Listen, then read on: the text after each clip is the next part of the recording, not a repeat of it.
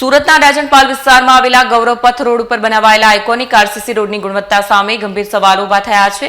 કરોડો રૂપિયાના ખર્ચે બનાવાયેલા રોડમાં માત્ર 7 થી 8 માસની અંદર જ મસમોટી તિરાડો પડતા સ્થાનિકોમાં ભારે રોષ જોવા મળી રહ્યો છે। સુરતના રાજનપાલ વિસ્તારમાં આવેલા ગૌરવપથ રોડ પર બનાવાયેલા આઇકોનિક આરસીસી રોડની ગુણવત્તા સામે ગંભીર સવાલ ઉભા થયા છે। કરોડો રૂપિયાના ખર્ચે બનાવાયેલા રોડમાં માત્ર 7 થી 8 માસની અંદર જ મસમોટી તિરાડો પડતા સ્થાનિકોમાં ભારે રોષ જોવા મળી રહ્યો છે। સ્થાનિક લોકોના જણાવ્યા મુજબ રોડના એક બાજુ ભાગ બેસી જવાની સ્થિતિ સર્જાઈ છે, જેનાથી અકસ્માતની શક્યતા પણ વધી છે। આ મામલે ભ્રષ્ટાચારના ગંભીર આરોપો સાથે પાલિકા કમિશનર તેમજ વિજિલન્સ વિભાગને લેખિત ફરિયાદ કરવામાં આવી છે। વધુમાં સ્થાનિક રહેવાસીઓનું કહેવું છે કે આ રોડને આઇકોનિક નામ આપી પ્રચાર કરવામાં આવ્યો હતો, પરંતુ વાસ્તવિકતા એથી સાવ વિરુદ્ધ જોવા મળી રહી છે। કરોડો રૂપિયાનો ખર્ચ થયા છતાં જો રોડની હાલત આ રીતે ખરાબ થાય તો જવાબદારી નક્કી થવી જોઈએ એવી લોકોની માંગ ઉઠી છે। સ્થાનિકોએ તાત્કાલિક ધોરણે નિષ્પક્ષ તપાસ કરી જવાબદાર અધિકારીઓ અને કોન્ટ્રાક્ટરો સામે કડક કાર્યવાહી કરવાની માંગ ઉઠાવી છે।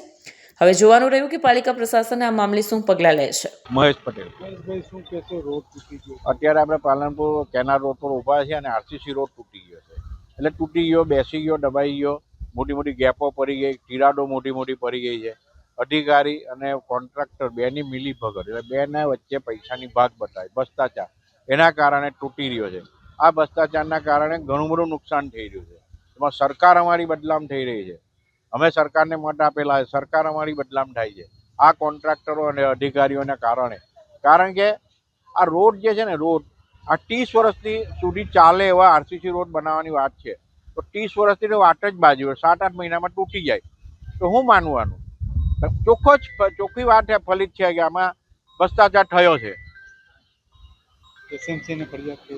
મેં મ્યુનિસિપલ કમિશનરથી અને વિજિલન્સ ઓફિસરને ફરિયાદ કરી છે મેલ દ્વારા। કોઈ જવાબ નહીં આપશે, કોઈ પણ મેલના જવાબ આ લોકો આપતા નથી। રોડ નહીં બનાવે તો તમે શું કરો?